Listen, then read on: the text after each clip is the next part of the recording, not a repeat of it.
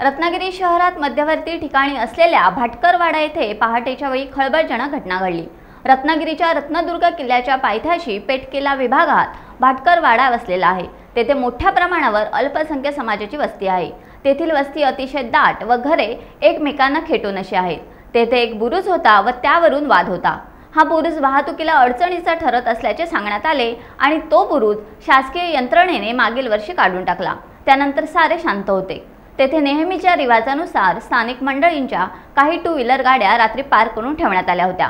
मध्यरात्रीनंतर म्हणजेच शुक्रवारी पहाटे या 3 गाड्यांना आग लागल्याचे कुणा स्थानिकांच्या ध्यानी आले। त्यांनी पोलिसांना कळवले। पोलीस तत्परतेने आले।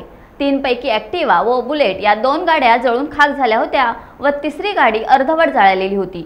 तेथे शेजारी जय श्रीराम असे लिहिलेला रंगीत फलक पोलिसांना आढळला। तो त्यांनी जप्त केला। तसेच गेम्स फॉर ऑल असे लिहिलेला एक रंगीत फलकही तेथे आढळला। पोलिसांनी तोही जप्त केला।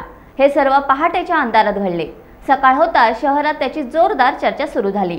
आता SRP पोलिसांचा कडक बंदोबस्त तेथे बसवण्यात आला आहे।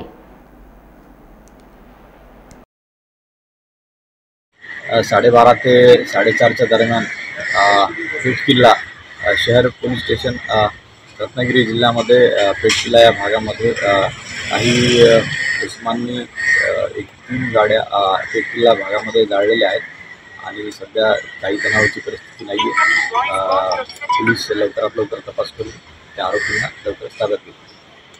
टाइम्स डिजिटलला लाईक करा, शेअर करा, सबस्क्राईब करा आणि बेल आयकॉन दाबायला विसरू नका। Times digital.